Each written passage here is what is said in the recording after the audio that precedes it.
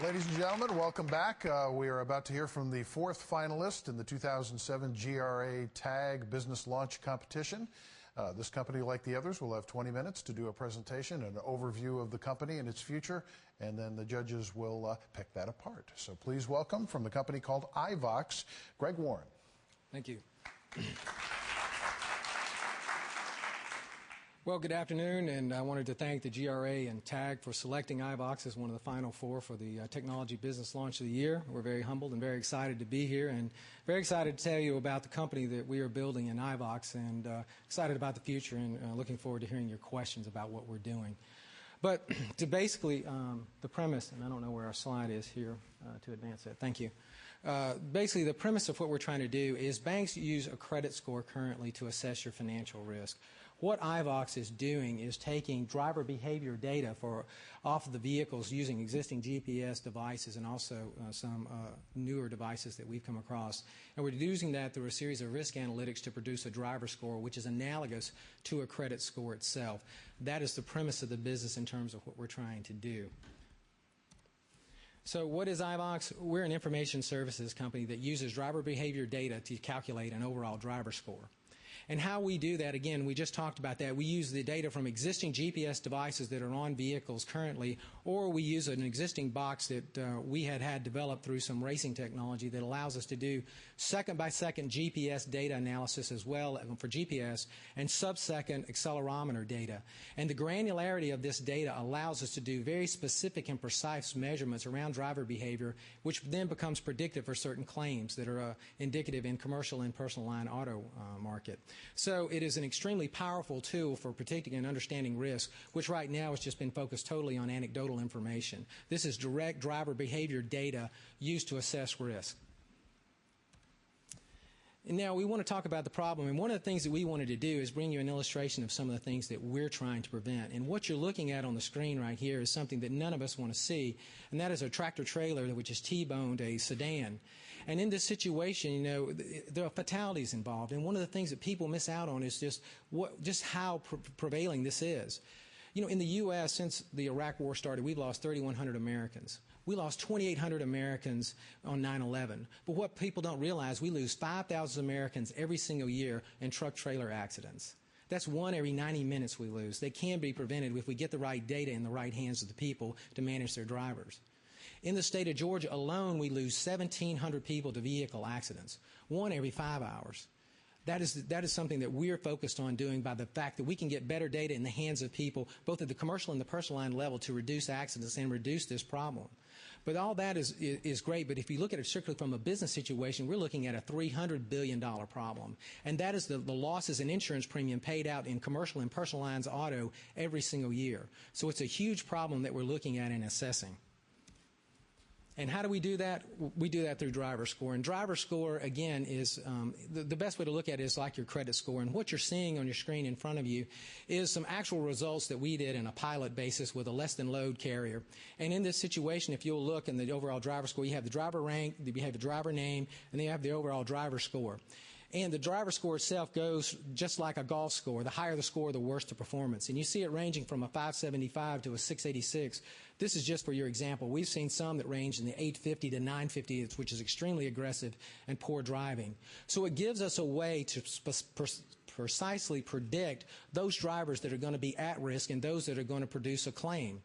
What people need to understand is, they understand this in the insurance industry, is 80% of the claims are produced by the bottom 5% of the drivers, though they're at-risk drivers. If we can allow them to predict who they are, then they can either manage those drivers better, or they can give them better training, or they can just terminate them and reduce their risk overall. Because right now you have a driver shortage in the market, which allows a lot of people who shouldn't be driving trucks. And that's why we're seeing increases in accidents that you see out there today.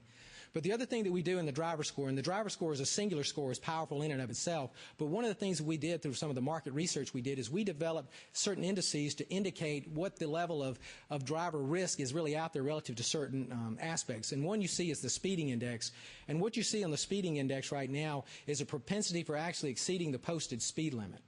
And we do that through a series of not only this specific granular analysis that we do, but we also do it through a series of matching that back to a GIS database that allows us to look at actual posted speed limits and do the analysis. The other thing that we do is our aggressive driving index allows us to take existing G-forces that we measure off the vehicle, match that back to a parameters that we set for normal operating procedures for a certain truck trailer configuration based on the loads that they carry, and measure that as well. The other one that we come up with that allows companies to get further detail in some of the driving behaviors that exist out there is the time of day index, and that basically gives them a measure of the risk for the vehicles and during the day and when it's being operated. And the last one that we do is our route risk index, which is new and it's taken a little bit more of a time for us to develop, and this is where we produce an actual rating for the route that an individual will take during a day. So in certain cases, we'll have our commercial clients take one of their best drivers, put it on the riskier route, further decreasing the opportunity to produce a claim, which is going to impact the company. What is our go-to-market strategy? It's pretty simple and straightforward right now. We're focused on the commercial market. We're focused specifically on large self-insured fleets. These are fleets like UPS, Coca-Cola Enterprises, Tyco, those that have large fleets that are self-insured. We're also focused on the property and casualty carriers that service the commercial fleet market, and these are most of those P&C carriers are working on fleets that are 700 vehicles and below. So this is where they're going to penetrate the market and is useful for us. And then subsequent to the commercial market, once we have an understanding of that, we're going to move very aggressively into the personal lines market, which we all know and it impacts every one of us. And then so from there, we were already having some traction already. I was just yesterday in Detroit at the Telematics Detroit show, and we had one of the top 3 personal line carriers come to us already. And so we already see that coming maybe faster than what we think. But one of the things that we've done, and very smartly, I think, is we've utilized some of the PR events to get our name out there and get an understanding further about what we do. And we have been privileged to speak at the Auto Insurance Report Conference, which is a conference that identifies emerging trends in property and casualty. We also were selected to speak at Insurance Week in Madrid at the behest of Tillinghast Towers Perrin just recently. We also, just yesterday, I did speak at the Telematics Detroit show, and fortunately for us, this week we got the opportunity to be interviewed by Bloomberg News Service, which is doing an article in which we're going to be featured regarding telematics use in the future of pricing and underwriting insurance. So we're pretty excited about where we are and where we're positioning ourselves in the market. How do we make money? Well, all of our reports that we generate, like the one you just saw and the one you see on your screen now, is all delivered through our web portal. And it's all identity-based security so that the companies can log into our web portal, and then they're allowed access to certain levels of information that they see. One of the reports that you see on the screen right now is our speeding map report, and what that details is an actual map relative to the speeding of an individual relative to posted speed limits. So what you see right there is this. You can obviously see this is East Atlanta, and there's I-20 going out. Everything you see in green is where the driver was compliant with the posted speed limit, up to 5 miles per hour over. We gave them a little bit of a break. Anything in yellow is where they're between 5 and 10 miles an hour over the posted speed limit, and anything in red is where it's over 10 miles an hour over the posted speed limit. What we're allowed to do through the software is they're allowed to click on that and see the events that occurred, the time it occurred, the speed that occurred, the posted speed limit, the G's in the vehicle, and the location. All that can be done so that they can get specific relative to the risk and where it occurs. Now, how we do this and what do we do about making money and providing these reports? We have a monthly recurring revenue where we charge on a per vehicle, per month basis. And it's all indicative of the number of vehicles that the company is signing up for in addition to the term of the agreement that we sign. We also sign implementation fees. We also have consulting fees because a lot of the stuff that we do is very new to a lot of these companies, and we have to allow them to understand just exactly how to manage it and use this data because it is new for the assessment of risk. And we also have data sales as a part of our model. The great thing about our data sales is we already have about 15,000 vehicle years of data and claim data in our database that we're modeling right now to start looking at not only in taking a look at the intuitive risk that we've already identified, but those non-intuitive risks that are going to be even more powerful as our database grows. What is our market potential? Our market potential is we have it sized right now by 2012 as $5 billion for the commercial market, and this is just the commercial domestic market.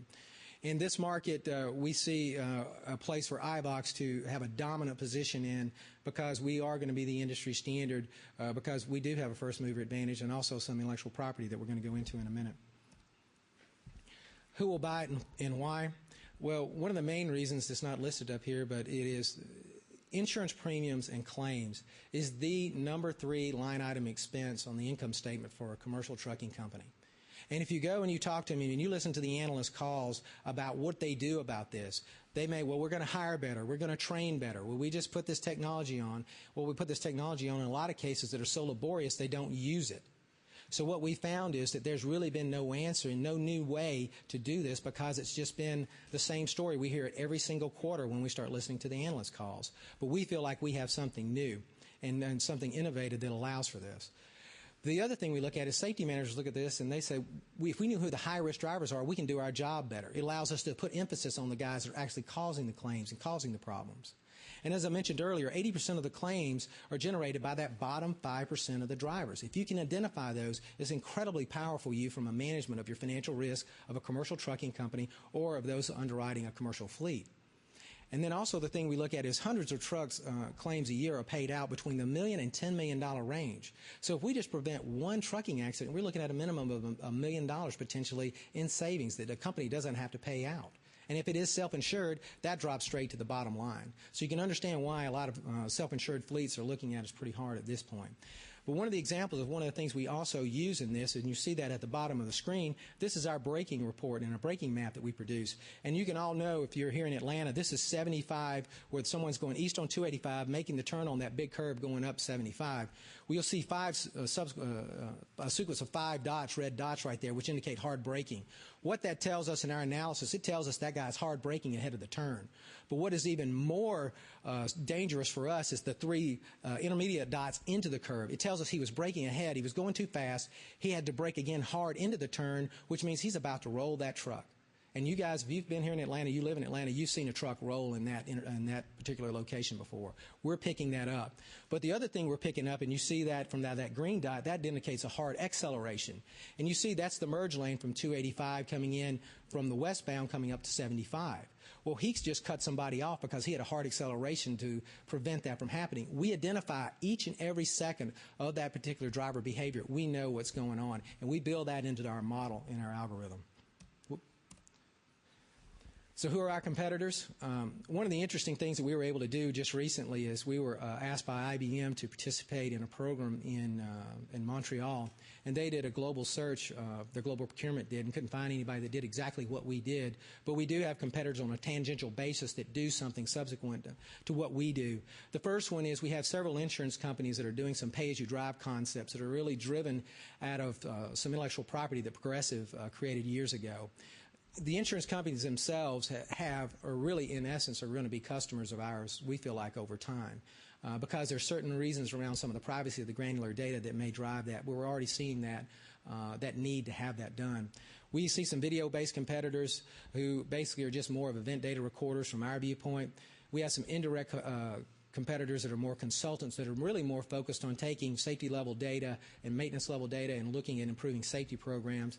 And then devices, and really all they're worried about is selling devices, making margin on the device. But what are our numbers for IVOX? This is where we get another compelling story. In 2012, we're looking at $299 million of revenue, $121 million in net income. The interesting thing here with our focus on commercial on the front end, of that $202 million is represented by the commercial market. So this is an opportunity for us to create a company that generates a lot of money and a lot of cash. I mean, our net margins are 40% in 2012. So we're extremely excited about our ability to make money. Who is on the team? We have brought people together who have experience in trucking, in wireless, in actuarial sciences, in IT to help create and grow this company. And I founded the company for several years ago. Well, 2004, I came up with the idea, and we put it into place. But really, we were focused on developing and trying to do some market initiatives and understand, did the market, are they ready for this and ready for it right now? And that's when we went out and hired the people we did. Craig Lotz has location-based services experience. Wayne Nellam's trucking experience. Wayne Holdridge is joining us. He's an Academy of Actuarial Sciences fellow, and he's also a former partner at Tillinghast Towers Perrin. We have a great board from people who used to run insurance companies to someone who's run a $1.5 billion private equity fund to someone who recently ran strategy for a global transportation company. So we feel very comfortable with the people that we are surrounding ourselves with to build our business. What's our past, present, and future? We filed for patent protection around driver score and some of the other elements and other claims that we felt were going to be beneficial for the long-term benefit of this business. The patent was published in 2006. We recorded our first revenue in 2006 as well. And we also had previous investments, which were equity investments by myself, also by a couple of other board members. In addition to that, we had a few small debt offerings that we did in order to build out what we've done so far. What is our present? Oh, and one other thing we did in the past, we filed for trademark protection for IVOX and also for the driver score, which we have received registered trademark status from the USPTO. The other things that we look at for our present is we just recently signed one of the top 10 personal line property and casualty carriers that serve the commercial market. We just this week have an agreement in principle with one of the top 2 fleet finance companies in the country that represent about 260,000 fleet vehicles. And then we have 2 proposals outstanding for about 9,000 commercial vehicles that we're waiting to award on. What's our future? We're going to have to raise $6 million in the future to help build out our company and to scale and meet the demand that we're foreseeing. We needed to industrialize our front end, and we need to roll out products and services to our customers that we're already seeing on the radar screen. So why IVOX? Well, hopefully we've had a chance to give you a view as to why we're very excited about the future of our company. Number one, we're already gaining market traction, not only by the fact we just signed up a customer and have got another one that we have agreement in principle on, but we get phone calls and emails every day from other potential ones. We just had another one. We have a proposal that is getting prepared for right now by a property and casualty carrier, and only because we're doing that is because it's one of the largest in the country. And the thing that we wanted to emphasize here, that this is coming faster than most people think. Most people are not comfortable with this, but it is coming faster, and technology and the trends in that technology is allowing us to take advantage of this right now. And the future is now. It's not 5 years from now, which most people think. The other thing is, as you can see, we have a large and quick revenue generating model. There's a recurring revenue model. It was built that way so we can manage it. And then the other thing we feel like we have a strong and seasoned management team to grow the business. And we felt like where we are in the state of Georgia, and particularly in Atlanta where we're located, we couldn't be better positioned to take advantage of the skill sets that are here from Georgia State, having actuarial sciences, one of the best in the country. We have GPS and GIS level students that we can hire from Georgia Tech. We have people with great transaction processing skill sets. So we feel like this is a great opportunity to build a great company for the state of Georgia, and we're excited about the prospects of what we're going to do. So thanks very much. Greg Warren, ladies and gentlemen. Nice job. How you feel? Good. You got it over. You're halfway home. Good. Let's find out how we do with the other half. This is the tough part. Yes, it is. Judges, who wants to go first? Raj. Yeah, can you tell us a little bit about any types of privacy concerns you've noticed from your customers in terms of this Big Brother type syndrome, if you will? Right. And that's a great question, and it's one that we get a lot on the privacy side. And in fact, one of the claims that we wrote into our patent application was specifically designed to deal with the privacy aspect of it. How we go about doing it, we'll use a commercial company for an example. We can actually take the data and have it brought in. We can actually calculate the driver scores and the sub-element scores, pass them back. We can either purge the data at that point, or we just strip the identifier off of that, and then we put it back into our database just to mine and model off of. So we don't really know what the granular data is and who it is actually tied to. So we did it in a way very specifically to prevent that type of concern. In our original application, we looked at that specifically for the personal line side because we knew that people wouldn't want that to know what am I doing out at 2 o'clock in the morning wherever. And so, but really, it's really been more applicable over time to our commercial offering as well. But we have one commercial trucking company that says, I don't care about that, I want to know. Because they're ones that have one of the better safety records in the country.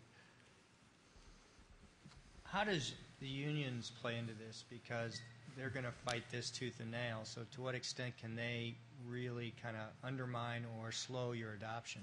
Right.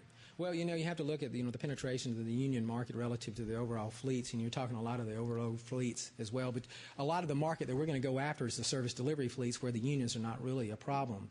But to address the issues of the union, and that's the great thing about being a third-party arbiter of this data, is that we are objective relative to the use of the data. So in a lot of cases where we're sitting back, we see this, the unions could see this as a positive, because if a driver, the unions could negotiate for a contract that would allow for, let's say, a 2 cents per mile bonus if a driver keeps a driver score in a certain range. Because not only are they going to get the benefit of decreased insurance claims and costs, but their fuel cost savings, there's maintenance savings, there's tire savings that all build in that the unions could help participate in, not necessarily view it as a punitive thing, but more as a compensatory thing. So that's the way we could see that potentially doing, and that's why a third party has to be there, because if not, it becomes subjective if it's internal within an organization. We're objective. As well as taking it from the safety side of things, it eases that the challenge by the unions, because it's really about the safety of the driver, safety of the company, safety of the public on the roads. Correct. Thank you, Craig. Stuart, go ahead. Yeah, I just want to understand how comprehensive your solution is. Meaning, during your presentation, I heard that logistically you're tracking speeding. Mm-hmm. You can track sudden acceleration. Mm-hmm. You can track sudden braking. Right. But there's other factors that can contribute to risky driving or risky mm-hmm. behavior. Mm-hmm. The guy's been awake for 3 days and driving. Right. Okay. If there's so insufficiently rested, reckless driving, taking chances, running a red light, things like that. There's a host of things that could contribute to reckless driving. Mm-hmm. Is there anything that monitors things like that, or is it limited to those items that I identified? Well, what we do in addition to that, it's not just that. One of the other things you need to pick up on is the fact that the granularity of the data allows us to measure very specific things relative to the production of a specific claim. For instance, because of the granularity of the data, particularly the combination of the speed data and the accelerometer data, when you look at it together, we can tell if somebody's got a propensity to jackknife a truck, to roll a truck, to have a rear-ending collision. We developed algorithms to do backing accidents. I mean, we have specific ways of looking at specifically to claim generation, whereas a lot of this is taken, where you want to focus on is where the claims are, because that's where the damage is. Now, you mentioned red light violations and things like that. We're already working on some things within the data to help identify when that actually occurs. So the key point is the more granular the data, the more specific our analysis can be relative to certain types of driving behavior. So you have a macro view of what we're talking about, but when we started getting the analysis, I'll give you a case in point. Because we can measure that accelerometer data so quickly, we can tell when the shift points are in the car. You know, I mean, it's incredible the amount of sophistication that we can generate just from the data that we have. Internally, that there's a conflict between the risk management guy in the company and the operations guy who wants to get the goods shipped as fastly as possible to hit delivery deadlines? And do you see some dynamic tension there, where they're actually almost incentivized or rewarded to get to violate this? Well, they could be. That is one aspect of it that we're looking at. But the thing is right now that it is such a problem right now, this particular aspect of it, is that they will more lean to the safety side than not. Mm-hmm. I mean, for instance, they've had bodily injury claims have increased from 2000 to 2005 from 25,000 to 34,500. It's only escalating. So if they don't do something about it, it's really not going to matter. For the case in point, we've got certain carriers where their insurance premiums and losses every year exceed their net income. I mean, so it's a huge problem. I mean, I can't emphasize it enough. It is a huge problem that they're having to deal with. If we just do a 10% reduction in their claim level costs, we can turn around from losing money to making money. It also benefits on the sales side, that a carrier, knowing that they have a very high-quality drivers, can use that as a sales pitch as they're meeting with clients and say, hey, our drivers are above the average, and you're insured of having deliveries on time, and the safety issues is not an issue at that point. Right. Jay? The data feeds you're getting, it seems like some data is coming from the engine, the speed and accelerometer, and the second is positioning. Mm-hmm. Is this being fed real time? No, it's not. It's all being batched, and we're using Wi-Fi networks to do that. We don't need real-time data. We originally started looking at real-time data, but it was cost prohibitive to do this, and we really didn't need it, to be quite honest, because we produce monthly reports, and if you really look at the commercial fleet market, the operating managers don't have time to do it more than once a month right now. Paul? I have two questions, Greg. One's more of a suggestion, actually. I was personally in a limo service, a car service in the Northeast, and they had some type of measuring device on the windshield, and I asked the driver about it, and they said, well, it measures aggressive behavior of one sort, not to the sophistication of your product. Mm-hmm. But they did something very interesting. This driver, I said, well, how do you feel about that? Is that invasive? Do you have a problem with it? And they said, if you drive appropriately, they give you a cash award separate from your other compensation, and they turned it into a positive. Right. So there's two sides to that coin. Right. And the other question was on the revenue source. Could you just, I missed it, could you just describe again how you charge, and you said it was recurring revenue, so it's an ongoing, just take me through that quickly. Right. What we do is we charge on a per driver, per month basis, and we base the rate that we charge based on the term of the agreement that we signed and the number of vehicles that we signed. And we do that because we don't want really small fleets. You know, if you want to come in, you're going to pay a premium if you're a small fleet to what we do. We need big fleets to come in and operate. Give us a sense for what those charges are. It's usually, on the commercial side, it's between $15 and $20 per month. Per driver. And then what we do on the personal line side is between $5 and $7.50 is what we do. And then there's a $15 implementation charge, and then there's consulting fees on top of that if there's something that we can do in helping them interpret the data or designing a program around it, such as a compensation program. And we're already seeing value in the data we already had. I mean, we did a restricted license, and we did it last year for a couple $100,000 just with the data we already have. If that'll give you any indication of the power of what we're talking about here and the use of this data and what we're already seeing. Do you use any other data besides the driver behavior data that you're capturing? And where my head's really going is, you know, data that might be available relative to citations or traffic violations, you know, specific to the drivers in the fleet of the commercial customers that you're targeting. Right. We can use the MBR data that you're suggesting. I mean, the interesting thing about MBR data that's out there right now is that it's really not very accurate. I mean, it's accurate to a point, but you can go to a class and get a ticket taken off, and we feel like we have something that will eventually in fact, if you look at the MBR, our speeding index is a real-time MBR record. If you really want to know, we can tell you when somebody's speeding, his propensity to speed. And that's really what MBR is in a lot of cases all about. So, but we can use other data sources around that, around what number of years of driving experience and things like that. I mean, that's one of the things that the industry is looking at right now. I mean, there's certain guidelines that you have to use to have employment with a seat getting a commercial driver's license. I mean, you just can't go start driving once you have it. They won't hire you. What we think this will allow them to do is get more drivers on the road, because we can give them the ability to assess that risk. Once you get a CDL and we can start monitoring and give you a driver score, you can get more drivers on the road quicker. You know, if they're good drivers. If they're not, you can get them out of the system before they cause an accident. We're also adding weather conditions to that as well by the first quarter next year, so they'll have an understanding as to how this driver drives in weather conditions. Right. Greg, I seem to recall there was an article a month or so ago in the Wall Street Journal about how in Europe they're already using this technology with the non-commercial market, and insurers over there are having the GPS installed and personal insurance.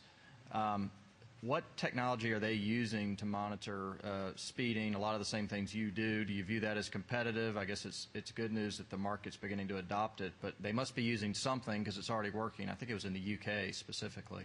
Right. Well, it was in the UK, and interestingly enough, one of the ones that were using some of the devices and doing some of the testing brought us over there to do some comparisons in terms of what we were doing versus what they were doing. And so what we found, it was really interesting. We were brought in by one of the global technology companies to assess this, and they said, be ready. These guys are pretty arrogant about what they've got. And we came away and we said, well, we can do something more sophisticated than what you're currently doing.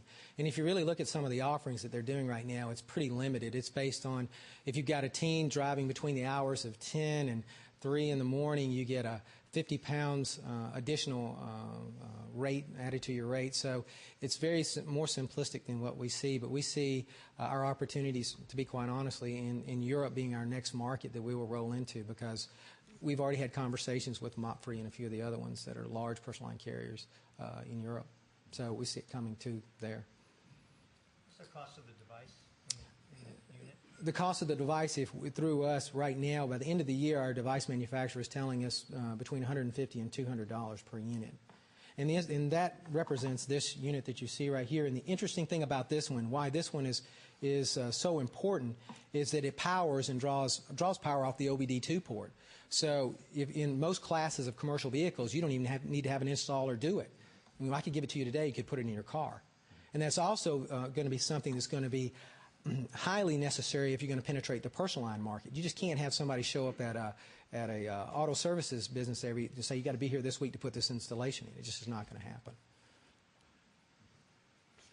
Can you talk a little bit about your infrastructure, what's your back end in terms of what does it cost you to support from just all the the devices? Yeah.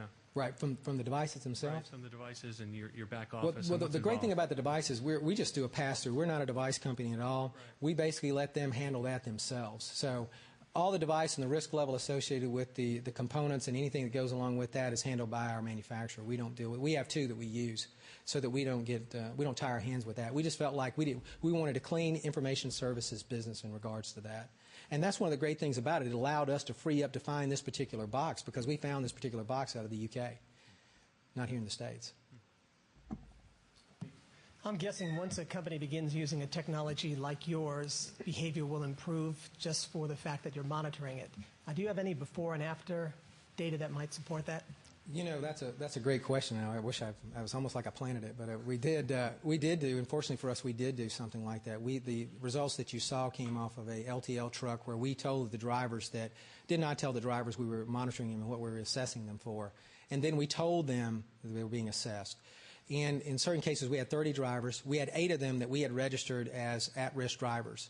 After we told them that we were being monitored, 50% of those at-risk drivers, we called them the converts because they got the religion, because they came down sharply in their driving behavior. It was amazing. So if you go back to looking back to the numbers that if the 5% of at-risk drivers produce 80% of your claims, you're looking at almost, if we do this very linearly, you're looking at a 50% reduction in claim cost. I mean, that's the power in all this. But the other things that we found is the good drivers that we had rated got better, which, again, decreases your opportunity for having a claim, because it's not going to eliminate claims, but we're lessening the opportunities for having that, because as you saw, the claim level costs are huge. But what also gives the property and casualty insurance companies, it allows them to rate to risk, which is important, because if you can do that, you can gain market share and you can make more money in the industry, and you can produce an underwriting profit, which a lot of the insurance companies don't do. You know, some of the things that you're tracking make intuitive sense that those would affect driver behavior. But do you have enough data to correlate that with actual liability history? We have 15,000 years of vehicle data already and claim data that we're already modeling. We feel like we need probably another 15,000 to really get to what we define as the non-intuitive correlations, where the real power comes in. The example that I always use is, what we're eventually going to be able to find out is if somebody idles 50% longer at a stop sign, it may produce an 80% greater chance of having a rear-ending collision. I mean, that's the type of thing that we're looking at. I mean, it comes down to who would know that your credit score is your number 2 predictor of risk or correlation for risk in your personal line auto market. Who would have ever thought that until the research was done? That's what we think is so powerful here, is the ability to mine that non-intuitive correlations. A financial question. In your financials, I noticed that your invested cash was a significant portion of your balance sheet, your assets. What is that cash invested in, or planning? What are you planning to invest it in? In the forecast, we just had it invested in a pool at a nominal rate of return. I think in actuality, we'd either look at additional investments of acquisitions, or we use it to distribute to investors.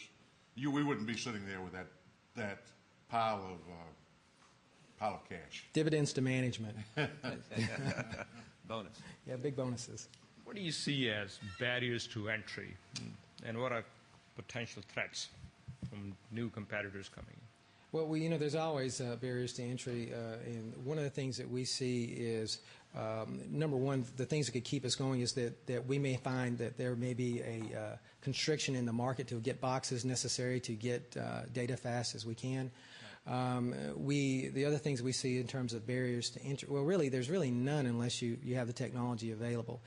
The 3 areas that we address in our defensible barrier strategy is, number one, the faster we get the data, the more defensible we become.